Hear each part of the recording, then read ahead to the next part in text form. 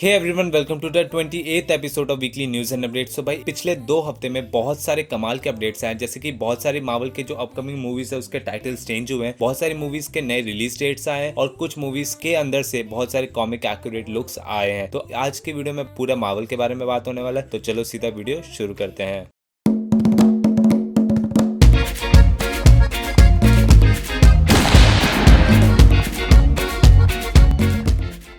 So first of all तुम लोग को बताना चाहता हूँ कि मैंने अपने चैनल का नाम चेंज कर लिया है। पहले मेरा चैनल का नाम अनुराग यूनिवर्स था, तो अब मैंने चैनल का नाम चेंज करके कॉस्मिक हीरोवर्स कर दिया है। मुझे लगा कि आगे फ्यूचर में अनुराग यूनिवर्स काम कर नहीं आएगा, मतलब अच्छा नहीं लगेगा नाम चैनल के लिए। मैंने चैनल का नाम चेंज कर दिया है। तो चलो अब बात करते हैं अपडेट्स की। सबसे पहला न्यूज ये है कि the falcon and the winter soldier के अब सारे के सारे 6 एपिसोड अब स्ट्रीम हो रहे डिज्नी प्लस हॉटस्टार प्रीमियम पे इंडिया के अंदर। और साथ ही साथ the falcon and the winter soldier की द असेंबल्ड जो सीरीज थी मार्वल की, उसकी the making of the falcon and the winter soldier का भी एपिसोड अब स्ट्रीम हो रहा है डिज्नी प्लस हॉटस्टार प्रीमियम पे। और साथ ही साथ अगर जो भी Disney plus Hotstar premium subscription खरीद रहा है ये शोज और आगे के अपकमिंग एमसीयू के शोज देखने के लिए, तो भाई मेरे पास तुम्हारे लिए ऑफर है। मैंने डिस्क्रिप्शन में एक लिंक दिया, अगर तुम उस लिंक से जाके डिज्नी प्लस हॉटस्टार प्रीमियम का ईयरली सब्सक्रिप्शन खरीदते हो तो तुम्हें 1 महीना एक्स्ट्रा फ्री मिलेगा। तो जाओ इस ऑफर के मजे उठाओ।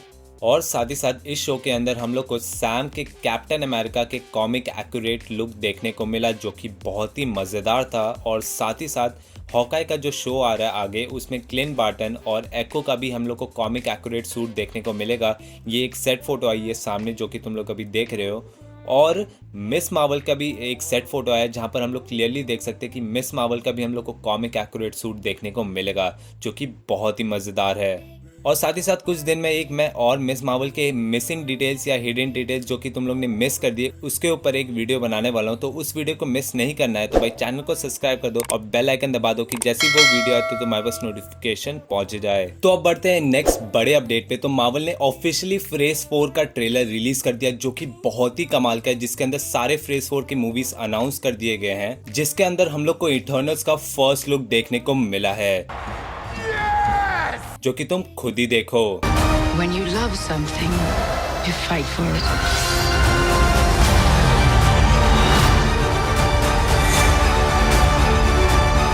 We're the ones who changed everything. जो कि यार बहुत ही अमेजिंग है। और साथ ही साथ ये फर्स्ट लुक के अंदर बहुत सारे हिडन डिटेल्स है, जिसके बारे में मैं एक और पूरा वीडियो बनाने वाला हूँ, ब्रेकडाउन वीडियो, जो कि इस हफ्ते के एंड तक आ जाएगी। और साथ ही साथ मार्वल ने ब्लैक पैंथर 2 का नाम चेंज करके ब्लैक पैंथर वकांडा फॉरएवर कर दिया गया। और साथ ही साथ कैप्टन मार्वल 2 का भी नाम चेंज कर दिया गया, जो कि है अब द मार्वल्स, जो कि बहुत ही कमाल का है। लोगो में तुम लोग क्लियरली देख सकते हो मिस मार्वल, कैप्टन मार्वल और मोनिका रेब्यू का लोगो देखते हुए। फिर साथ ही साथ Ant Man and the Wasp Quantumania का रिलीज डेट रिवील कर दिया गया है, जो कि है February 17, 2023। और साथ ही साथ guardians of the Galaxy volume 3 को भी ऑफिशियली अनाउंस कर दिया गया है और साथ ही साथ रिलीज डेट भी बता दिया गया है, जो कि है May 5, 2023। और साथ ही साथ इसके अंदर फैंटास्टिक 4 के बारे में भी बस लोगो इंट्रो था, उसका रिलीज डेट या कुछ भी ऐसा रिवील नहीं किया गया। और साथ ही साथ ब्लेड के बारे में अभी तक कोई भी इंफॉर्मेशन नहीं है, शायद ब्लेड मोस्टली फेज 5 में शिफ्ट हो जाएगा। तो अब बढ़ते हैं नेक्स्ट अपडेट पे। तो नेक्स्ट अपडेट ये है कि भाई अल्फ्रेड मोलेना, जो कि डॉक्टर ऑक्टोपस का रोल प्ले कर चुके हैं स्पाइडरमैन 2 के अंदर, उन्होंने ऑफिशियली बाहर आके कंफर्म कर दिया है कि वो स्पाइडरमैन नो वे होम के अंदर दिखने वाले हैं। Ladies and gentlemen, fasten your seatbelts. और उनकी स्टोरी डायरेक्टली वहीं से चालू होगी जहां से वो मरे थे स्पाइडरमैन 2 के अंदर। और साथ ही साथ उन्होंने ये भी बताया कि उनके फेस पे डी एजिंग का यूज होगा, क्योंकि वो वैसे बिल्कुल भी नहीं दिखते जैसे कि वो 19 साल पहले दिखते थे। इसी चीज के रिलेटेड जॉन वॉर्ड्स को भी पूछा गया कि आखिर कैसे डॉक्टर ऑक्टोपस मरने के बाद जिंदा हो गए और एमसीयू में देखने वाले हैं। उनने ये कहा कि ये मार्वल यूनिवर्स है, यहाँ पर कोई भी नहीं मरता, जो कि सच बात है। अगर तुम लोग कॉमिक्स में कोई भी कैरेक्टर को ले लो, वो कभी भी एक्चुअली में नहीं मरता। अगर मरता भी है तो कभी ना कहीं फ्यूचर में अपीयरेंस दे देता है। इवन तुम लूकी को ही देख लो एमसीयू के अंदर, जो कभी भी वो मरता है, हमेशा कभी ना कभी तो जिंदा हो ही जाता है। अब देखो उसका खुद का शो आ रहा है। Hi. ओह, लगता है लूकी कुछ बोलना चाह रहा है। Hello, it's me. It's Tom. Look, I'm sorry to interrupt. I've noticed that in these long superhero montages, Loki tends to get, a bit left out, even though arguably he's incredibly heroic himself, cunning, charming. I could go on, but maybe why don't I just prove it to you? Wednesdays are the new Fridays.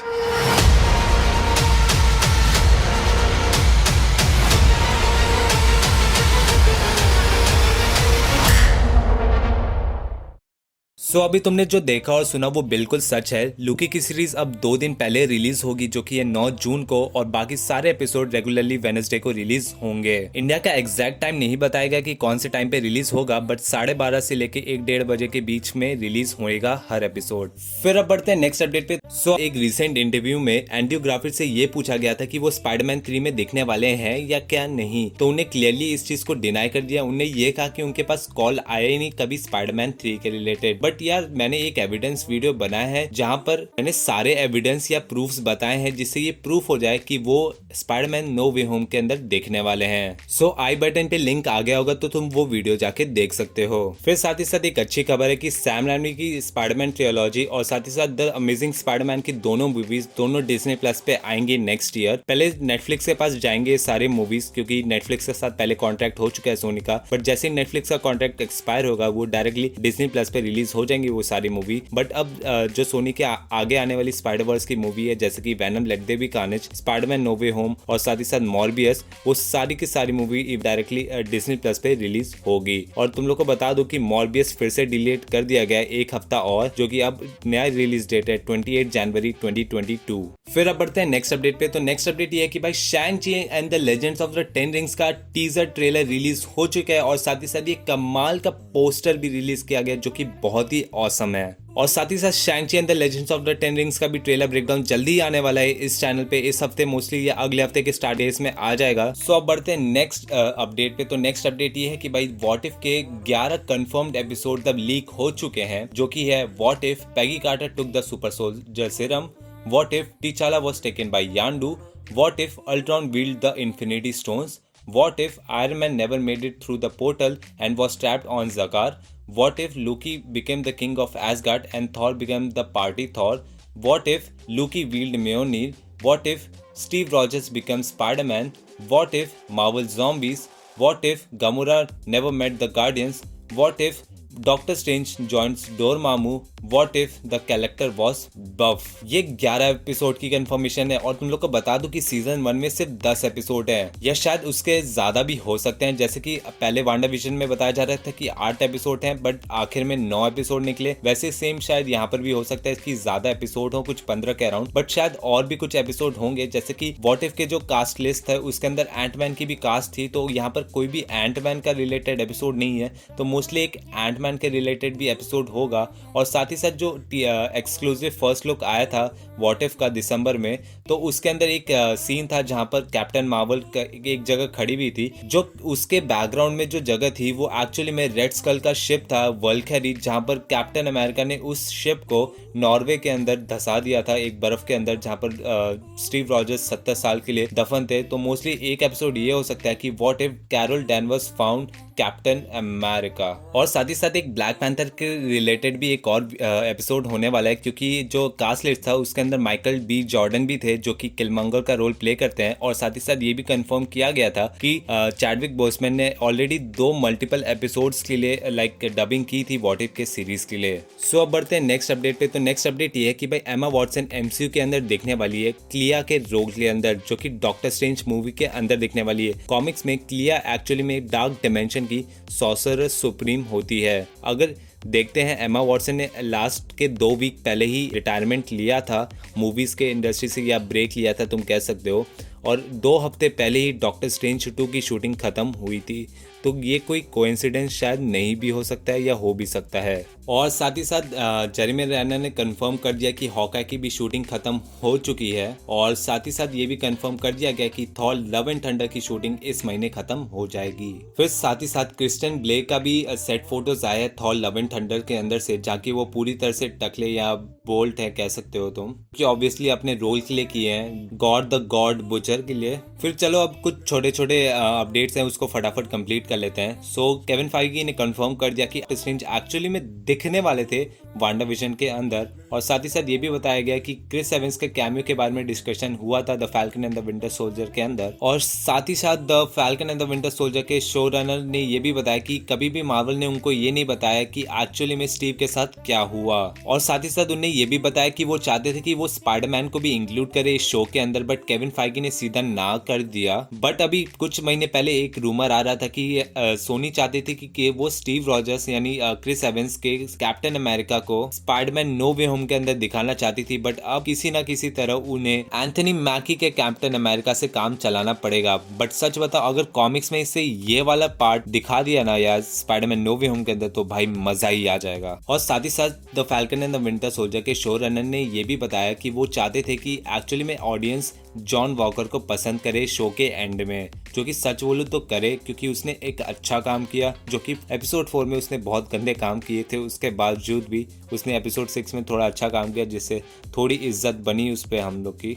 और साथ ही साथ एक insight बहुत strong source से ये confirmation आ गई है कि कैप्टन अमेरिका 4 पे काम चालू हो चुका है एंथनी मैकी के कैप्टन अमेरिका के साथ। और ये चीज़ के बारे में एंथनी मैकी से पूछा गया तो एंथनी मैकी ने ये बताया कि उनको अभी तक इस चीज़ के बारे में कोई भी आइडिया नहीं है। और साथ ही साथ जो क्रिस एवंस का रूमर आ रहा था कि वो दिखने वाले हैं फ्यूचर में एमसीयू के अंदर, तो मोस्टली वो कैप्टन अमेरिका 4 के लिए रिटर्न नहीं करेंगे, कंफर्म हो चुका है, वो किसी और प्रोजेक्ट के अंदर रिटर्न करेंगे। बट इस चीज़ के बारे में केविन फाइगी से भी पूछा गया, बट केविन फाइगी ने इस चीज़ के लिए डिनाई कर दिया।